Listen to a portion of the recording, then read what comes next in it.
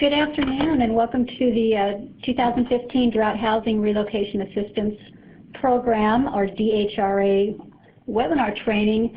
Let's wait for just a couple more minutes and see if we get some more folks to join us. I know people are probably trying to get back from lunch, so we'll begin the webinar in just a couple minutes.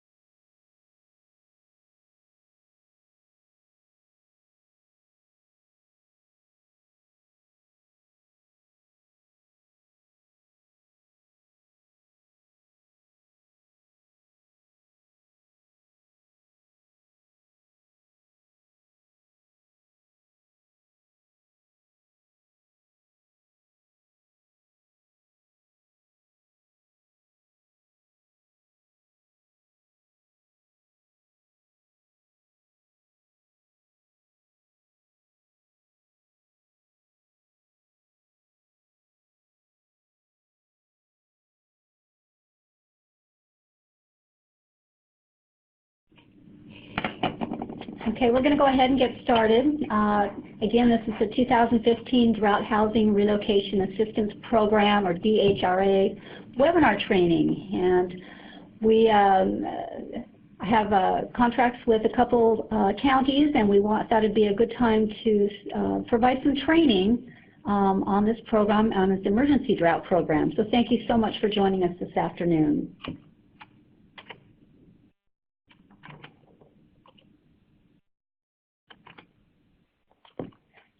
Today, presenting the webinar is myself, Connie Malavia. I'm a representative with HCD, and Section Chief Tom Betancourt will be with you for the next hour or so.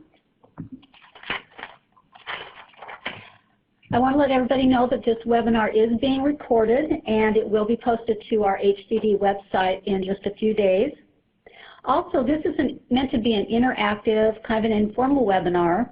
We do want you to participate and ask questions because this is training. So if you can locate the raise hand icon on your screen, and for some I think it's either in the upper left or the bottom part of your screen. When you want to speak, and you certainly can interrupt us as we go if you have a question, click on your raise hand icon, ask your question, and then when you're finished speaking, click on that raised hand icon again.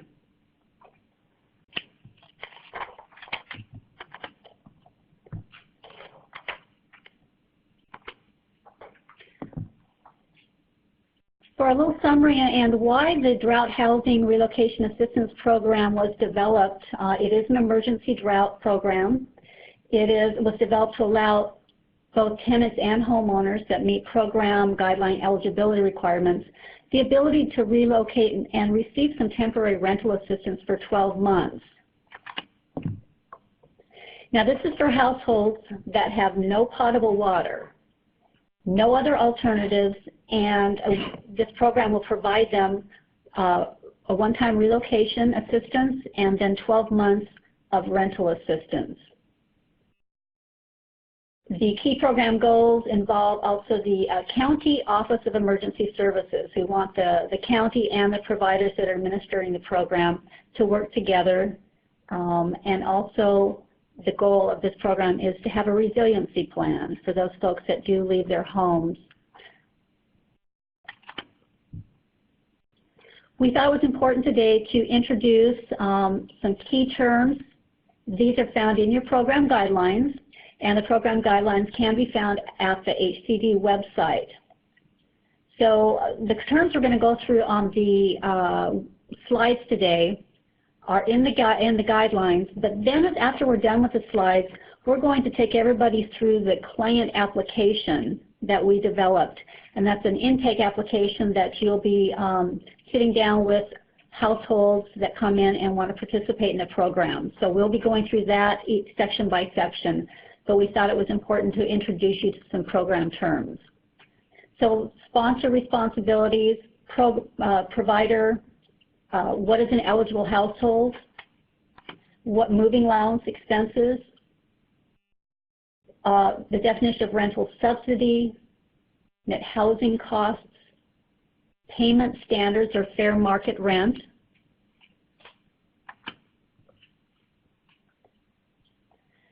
so the first term was a sponsor. What is a sponsor? It's typically a county government. It usually is the County Office of Emergency Services. Those folks have the opportunity to come in and apply to be the sponsor and select a provider to administer the program. We ask that counties that are sponsors have an advisory committee. We would like that composed of local emergency service folks, social service organizations, and housing representatives. The sponsor will also establish the priority order for eligible households. And they've done so, most counties at this point, because of the reported dry wells as far as and putting tanks and receiving the bottled water. The county OAS or the sponsor will also evaluate water issues. So when you have a household that comes into your office and they say they have a dry well, it'll be the county OAS or another county or a third party that will go out and verify that. Provider responsibilities. The provider is the organization that will be administering the program and working directly with households and landlords. We ask the provider provide outreach, in other words, getting the program and the word out to the entire county that this program is available. They'll be responsible for locating suitable housing and work with the landlords to mitigate any barriers a household may have to getting suitable housing. They're going to work with the sponsor in prioritizing households. And they, of course, will sit down and complete the client application with the household and gather all the required documentation needed to qualify an applicant. They're going to calculate the moving cost allowance.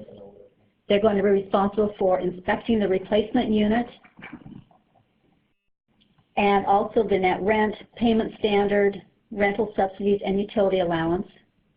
The provider also is going to have documentation, legal documentation between the provider, and the landlord. We ask that the provider make regular timely payments to the rental and subsidies directly to the owner of the replacement unit. They're going to maintain accurate financial and demographic records, and they will submit monthly reimbursement requests to HCD. So what is an eligible household? An eligible household is going to have an income that's less than 120% of the area median income adjusted for their household size. The provider is going to verify that the household is served by a private well that has gone dry or a utility with less than 15 connections that's running out of an adequate supply of potable water. The lack of water must be caused by the drought conditions to be eligible for this program. And that's where it must be verified by the County Office of Emergency Services, Public Health, or another appropriate county office or a qualified third party that can verify that the well has gone dry as a result of the drought. The provider also must verify the feasibility of alternatives in a reasonable amount of time. So what are those alternatives? Can the household connect to a nearby water system or functioning well? What about obtaining a water tank that's connected to the unit's plumbing system? Is there access to affordable potable water deliveries or the bottled water? Can the well be replaced or repaired?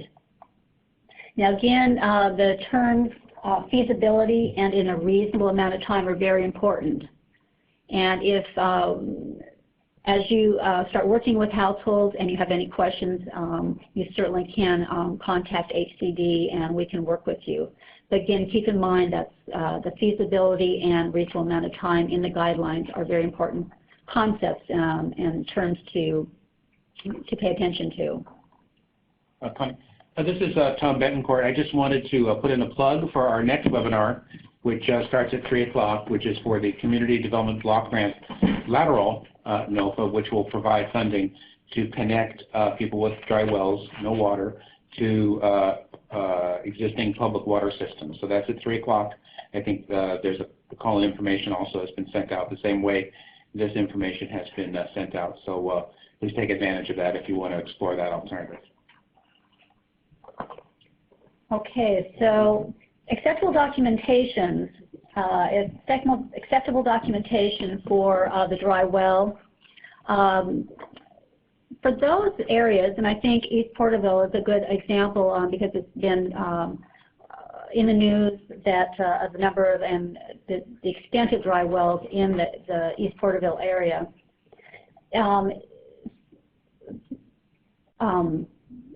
We asked that the provider provide some kind of a documentation that they're of the dry wells, but again, in situations like that have been in the media, that would be sufficient in place of having a county OES or other official go out to each household.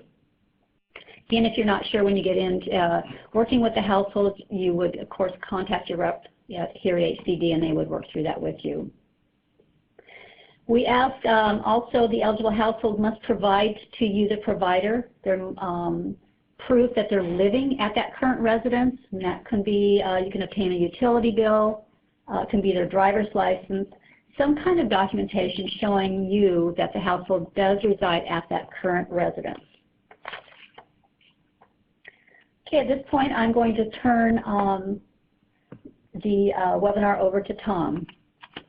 So before I get started, I just wanted to ask if anyone had any questions, go ahead and hit your question button. I'll give you a few seconds to do that if you want to ask questions on the slides covered so far. Question?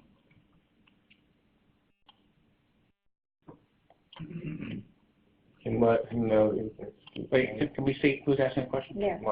Okay, so if we could, in deference to the people in the public who have called in for this, I'm going to not take any questions from HCD staff.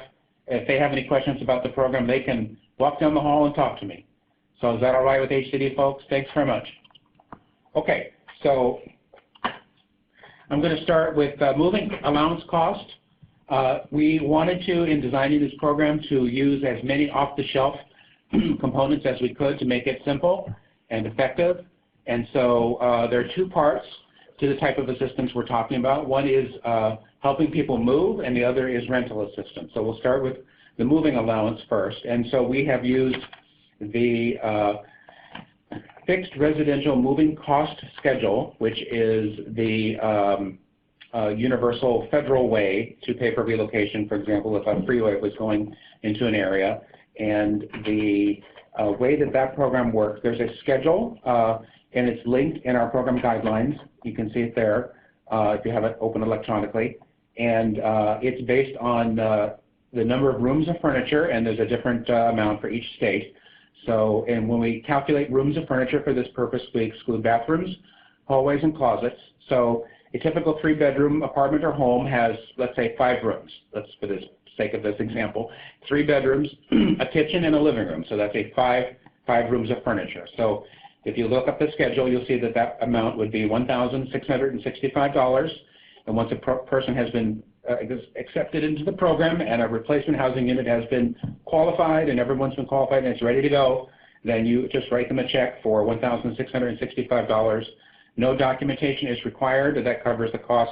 If they want to hire a professional mover, they can do that. If they want to buy a couple pizzas and have a couple friends with trucks move them, that's okay too. So it's all on their own. There's no liability to the county. It's all on their own responsibility.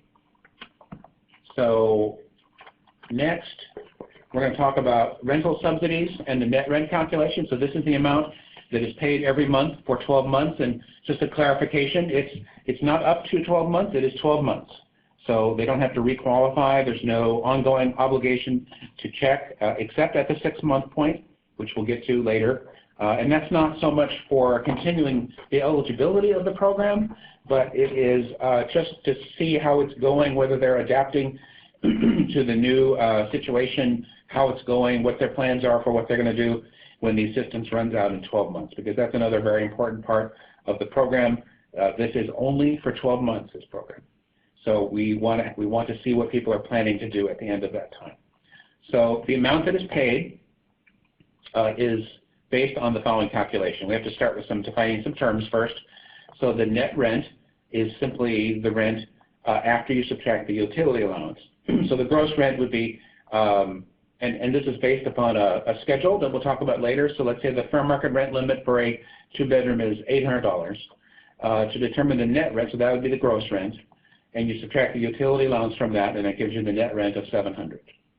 The utility allowance is established by each housing authority and depends upon the type of utilities used for heating, cooking, and water heating, and if appropriate, air conditioning. And then it also depends upon whether the tenant or the owner is paying for the utilities, which utilities. So for example, a tenant might pay for their own heating, cooking, water heating, electricity, but the landlord might pay for water and sewer. So all that's taken into consideration is a dollar amount for each of those possibilities, and then it also varies upon the number of bedrooms.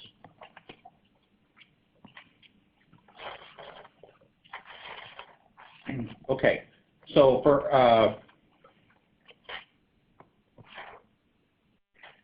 homeowners, the concepts are just a little different.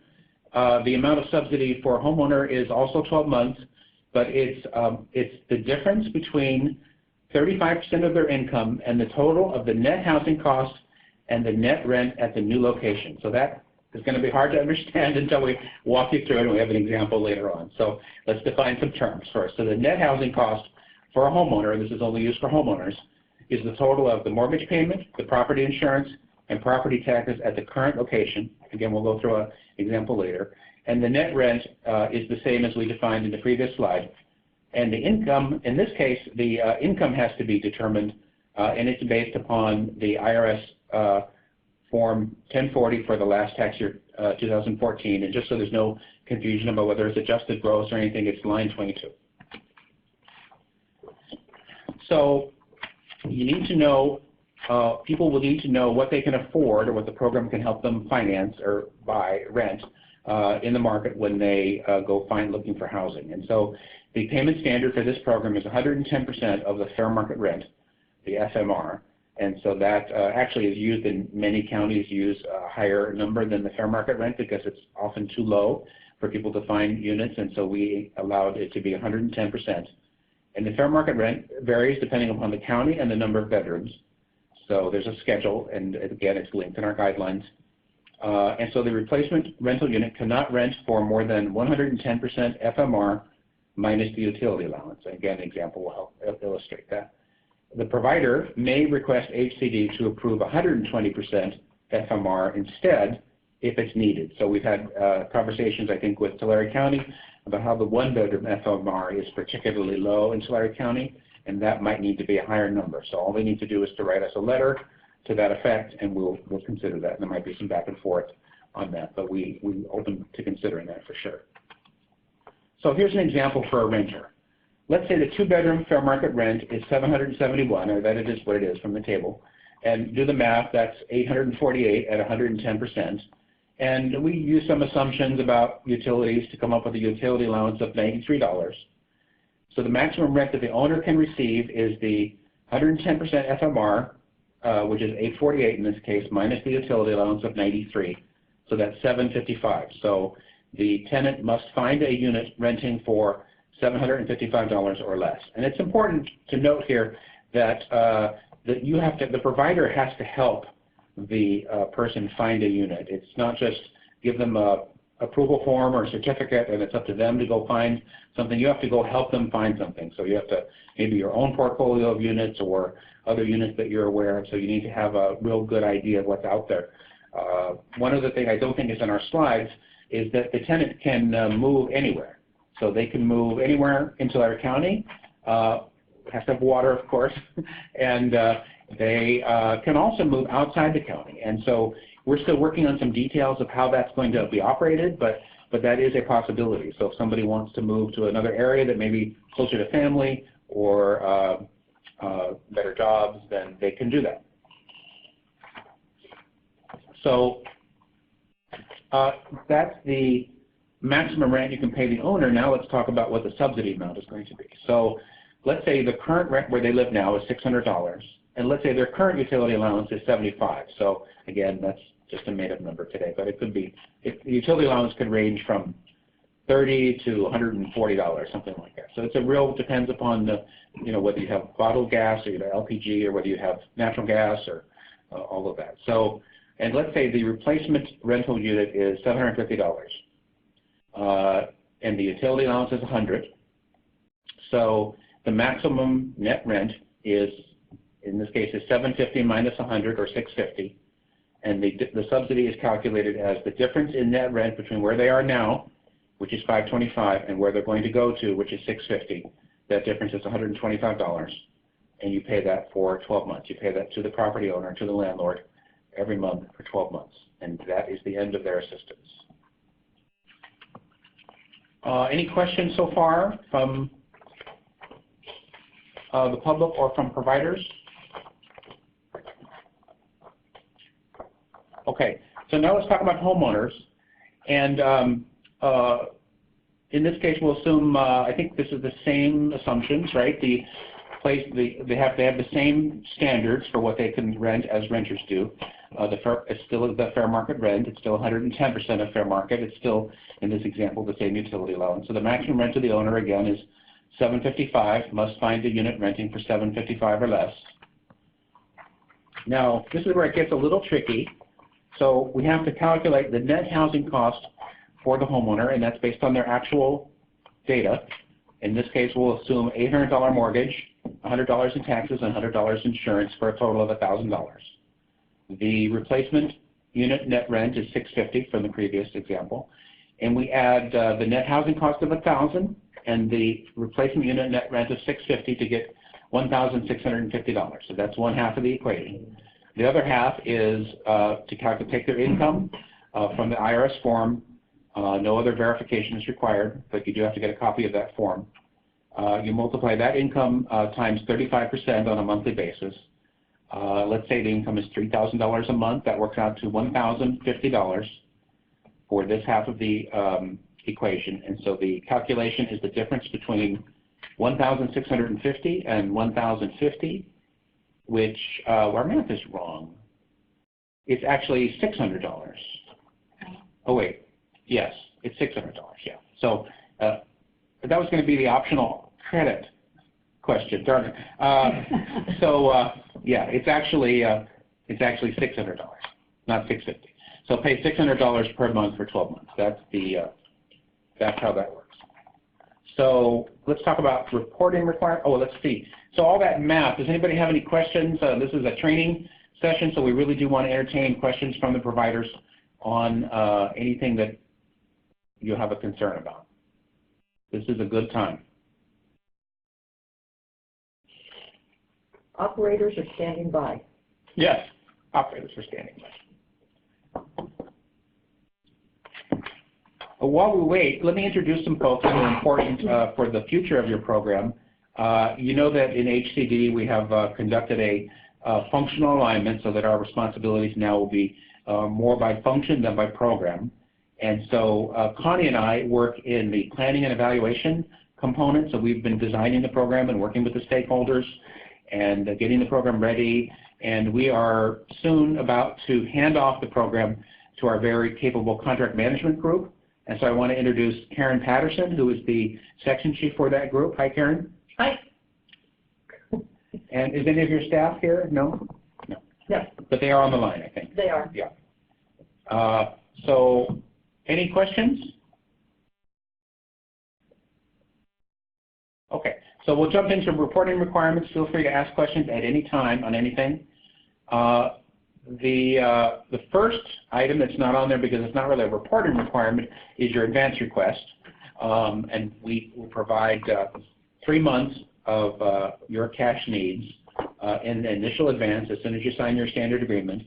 And that is for 3 months, and it's a 24-month program, so that's 1/8 of your contract will be provided as an advance.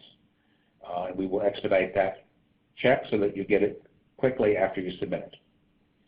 Then every month, and Karen, if you have anything you want to say here because of the discussions we've had about what's an advance and what's a reimbursement, feel free to jump in, or do you want to just do this? Sorry. No, keep going. Okay, so basically every month you tell us what you spent. So in the first month you probably only spent money for your operation of the program, and as you know you have a 15% allowance for administration. That includes, if you're familiar with the federal programs, that includes what we might call activity delivery costs. It's your entire admin staffing reimbursement, 15%. So each month you identify what you have spent, and I believe our forms break it down by family. So you have to identify each family that's been assisted, how much money they've been assisted, and then you file that monthly, and then we compare that to your advance.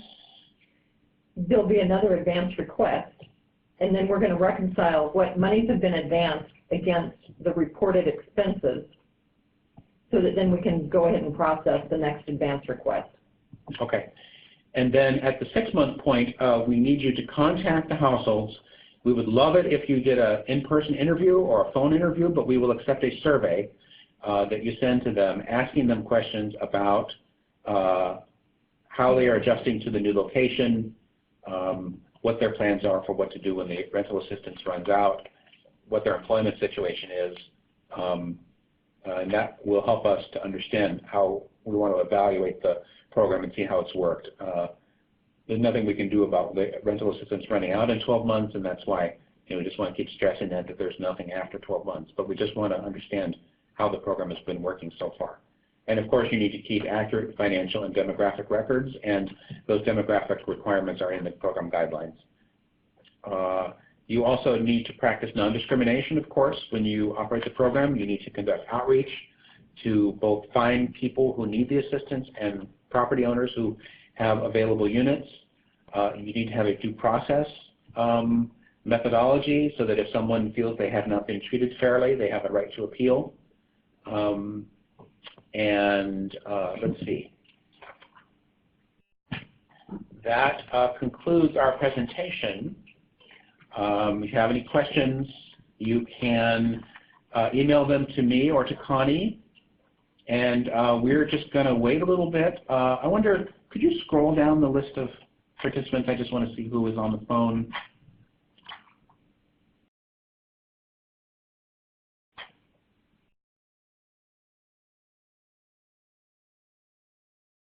Okay. Thank you very much. Okay, we'll wait just a little bit longer. Connie, anything else you want to add? No, I think we'll go ahead and just a little bit here. We'll go to the client application, and I'm going to go through the client application. And toward the end, there is a page for resources and websites and forms. But we thought it'd be a good idea for you to see what this looks like, and hopefully become a little bit familiar. So when your program does start, you're ready to go and help clients quickly.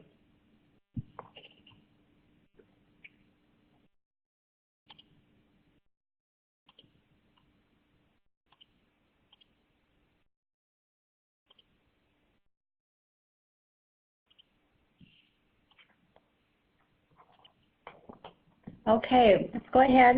Again, this is the client application for the DHRA program that we developed, and it was meant to help you go and as you interview and talk to the applicants to make sure that you addressed all the documentation requirements and so forth in the guidelines.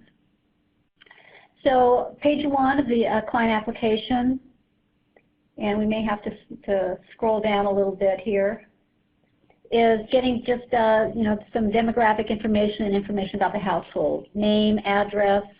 Again, you're going to verify that they're currently living at the residence by obtaining some type of documentation, whether it's a utility bill, driver's license, or something similar. Telephone number, language, and then what type of employment they're involved in. Just hand me that and I'll keep up with you. And then section 3 is, we're going to ask you about the dry well. And this is where you're going to, looks like we have a question. Oh. We're just handing the mouse back and forth here. Okay, this is from Miguel. Doesn't have an audio. Does he have the ability to speak on his own? No. Miguel, can you speak? No. Okay. We're trying to unmute you. There's no audio device. Miguel, are you? Is there a dial-in? You can type his question. Maybe Miguel, you're going to have to type your question. It looks like. We'll go on and give you time to do that.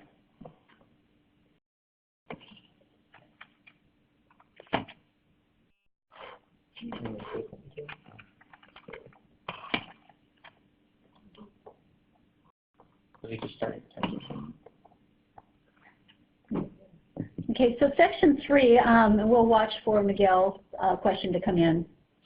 So, and with the well information, again, you're going to ask, is it a private well, and is the well dry? And if it's yes, that's where you're going to get your documentation from either the county OES, public health, or a third-party expert confirming that there indeed is a dry well. And again, it's because of, not that it has to be a result of the drought. When did the well go dry? And again, that's going to be addressed when that official goes out.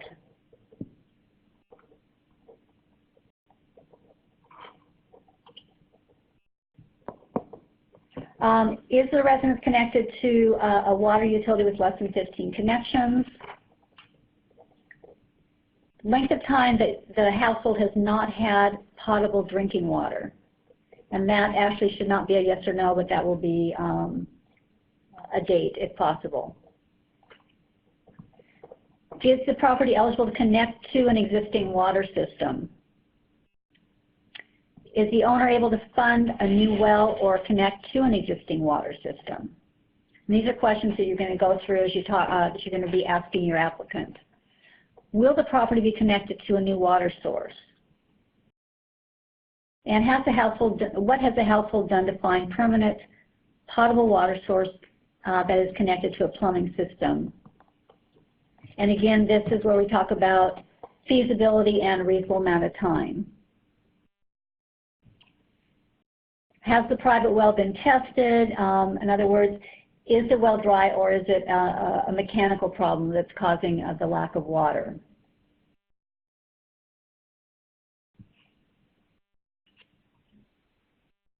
I don't know.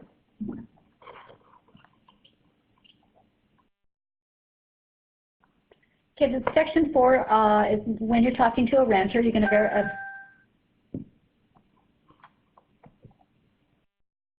Looks like we have a question. It went down 0.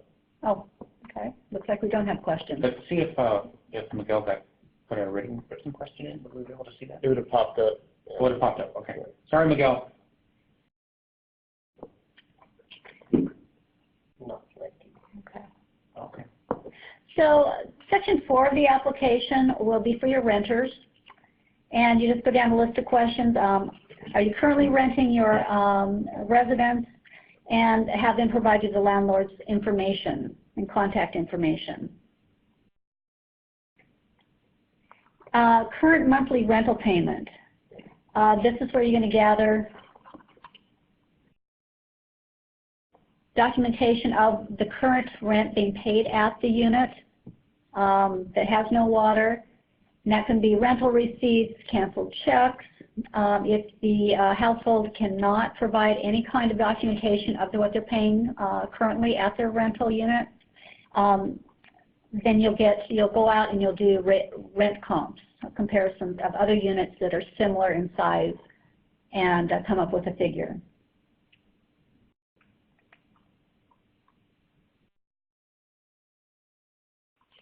And again, as we go through the application, we've tried to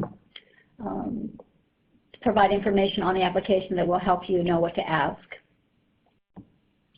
Utility allowance. You're going to gather the necessary information to calculate the utility allowance and then give us a figure there. How many people are living in the household? Number of rooms with furniture. And again, as Tom said before, you would exclude your bathrooms and your hallways and your closets. The moving allowance cost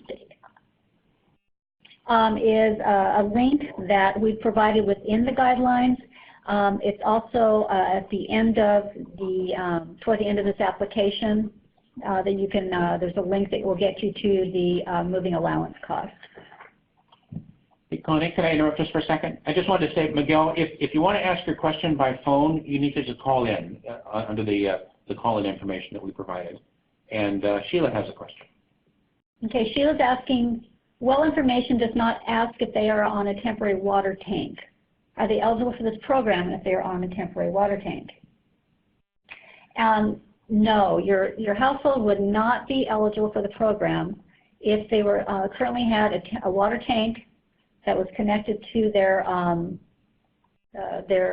plumbing, and if they were receiving the bottled water or potable water. Then we feel like their needs were being met. Right. If you look at the program guidelines, we can give you the citation later, you'll see that it specifically says that when you consider the other alternatives that are available, one of them is this temporary water tank program. So those folks, as long as the state continues paying for the water to be delivered, have a solution. And so we want to focus on people who have no option. That's a good question. Okay. So next, in the section of the household income, you're going to, for a renter, ask them what their gross monthly income is. We do not require documentation for that. At the end of the application, they will be signing, saying that they certify that everything they've stated in the application is true. Income for a renter is up to 120% of the area median income.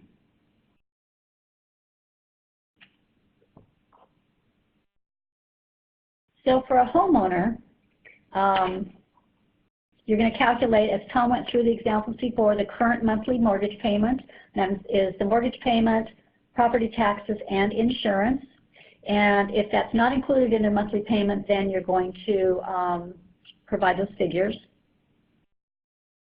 Exceptional documentation, again, would be their canceled checks or receipts, electronic receipts showing them what they pay for their mortgage. Utility allowance, I gathered the necessary information to calculate this. Number of persons living in the household.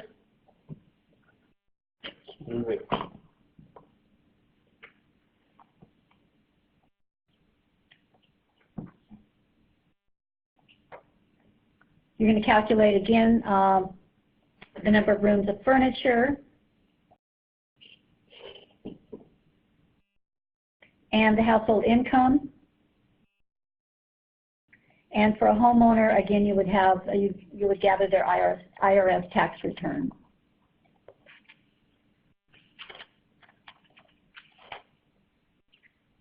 And on page 5, I, for a homeowner, this is where you calculate 35% of their monthly income, their monthly gross income, that would be used to determine their rental subsidy payment.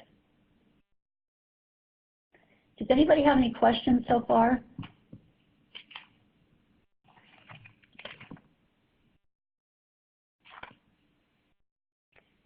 The next section, section 6, is prioritizing the household.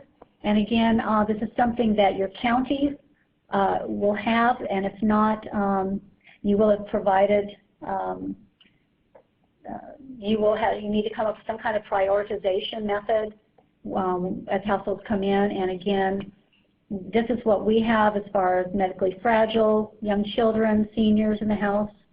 The household has limited access to transportation, how long they've been without water, and the effect of not having water, what has that been, the effect been on their employment situation.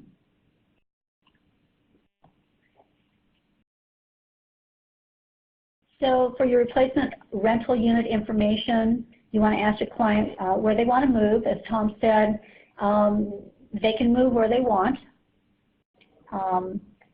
You're going to ask them how far they are from their job right now and when they relocate, what the distance would be. You're going to obtain the utility allowance information at the replacement rental unit.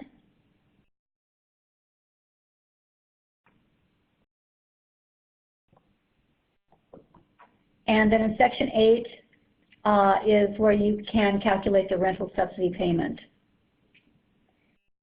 And I'm not going to go through that since Tom went through the example, but I wanted to show you that that is something that you actually can type or write in the figures and come up with that for documentation.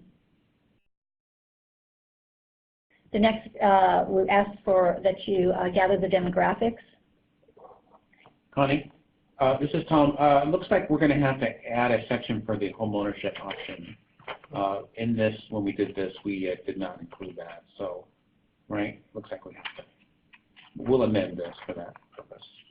So you have we have a rental subsidy payment for a renter, but we don't have one for home ownership, I don't think, do we? We're looking. A similar thing to 8. Yeah, I don't think we do. So yeah, one of the things that we expect is that the program will be primarily a renter program, so that's why we focused on this in the interest of getting this out quickly last week. So, but we will amend this to include the home ownership calculation also.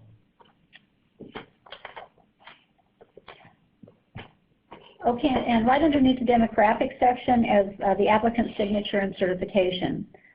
Again, for a renter, household income, they do not have to give you documentation.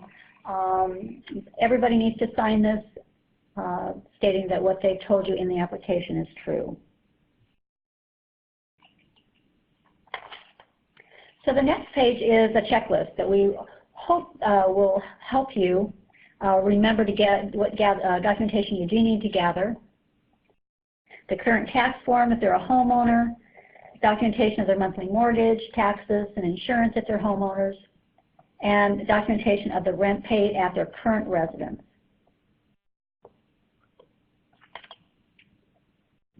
We also ask, again, that you need to have documentation proving that the well is dry, or that their water system that's connected to less than 15 connections has gone dry, and that can be done again through several different offices or a third party.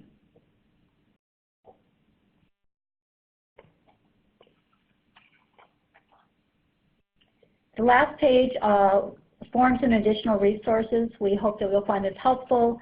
Many of these take you right back to our HCD website. And you go to the drought page, and we have all the forms and guidelines that you'll need to carry out the program. And at the bottom, we did give you, if there's additional information or comments that you need to make regarding the household, or that will help your representative here at HCD understand the information that you've provided, go ahead and type additional information here. Andrew Lockman has a question. If they don't have rent receipts because they're paying cash, is there any mechanism to help them under this program? I don't believe there is, but worth asking. Yeah, Andrew, if the renter cannot provide any kind of documentation, then we ask the provider to gather rent comparisons. So they'll go out and look at other units in similar size and come up with a figure that what would be reasonable as far as what that house probably would be renting for. So yes, the household still could apply and qualify for the program without rental receipts. right?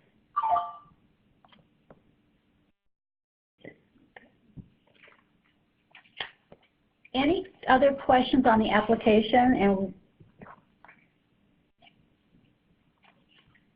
And any questions about the program in general?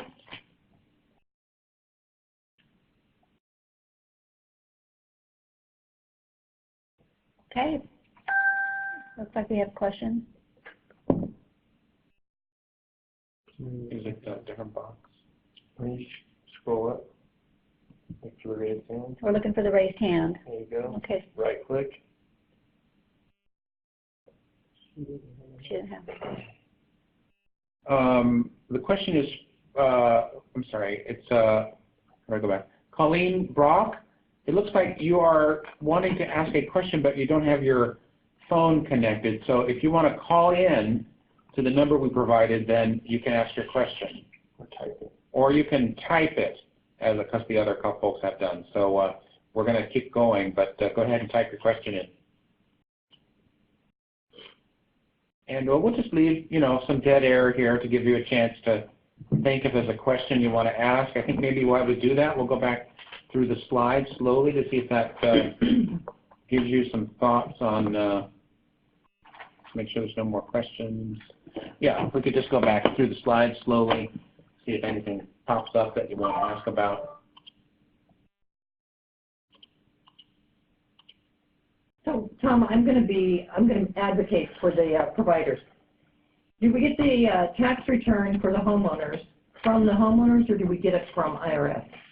We had talked about that, and I don't recall if we've given out any guidance on that, but we're concerned about the time it would take to get it from the IRS. What's your experience, Karen, how long that takes?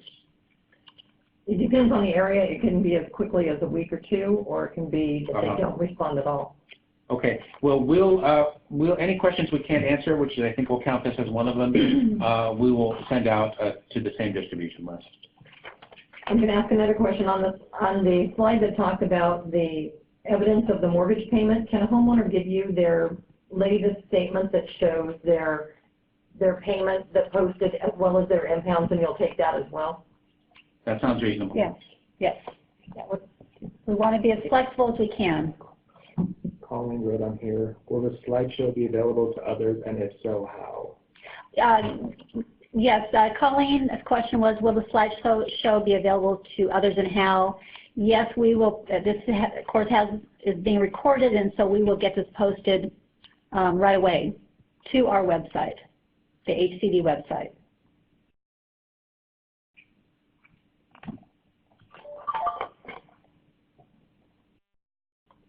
Okay, we have another call from Miguel. Calculation of the FMR and finding an eligible replacement rental unit. As we had previously discussed in the program guidelines under the definition of rental subsidies, it states that the rent paid to the property owner plus the utility allowance does not exceed the payment standard of 110%. During the current During the presentation, it was stated we would subtract the utility allowance from the applicable payment standard, FMR at 110%. Please confirm that we can follow the instructions set forward during this webinar. Let's look at that example. If I could get the mouse. Let's go look at that. Let's see. So the best way to do this is to look at our example. So let's see. Right here. Yeah. So in this case, the FMR is 848, the utility allowance is 93, so the maximum rent to the owner is 755. And I think, Miguel, you are asking, is it in this case, is it 848 or is it 755? And based on the way the guidelines are written, it's 755. That's the most that they can pay. Now, if that's too low in your market, you can ask for an increase up to 120%. Miguel, for those of you who don't know, is the head person for the Tulare County Housing Authority program, which that contract is now in place for $1 million. And Miguel, if you want to talk about that anymore, we can do it offline.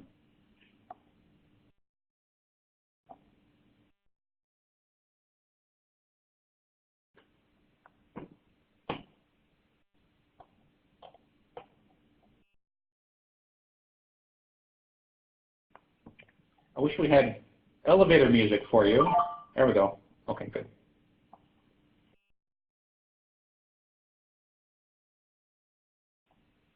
We'll go a few more seconds. Last call.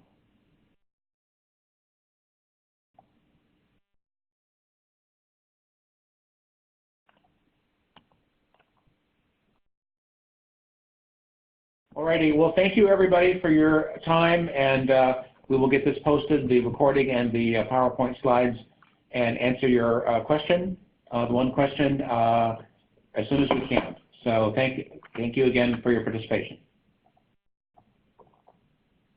And we will end the call now.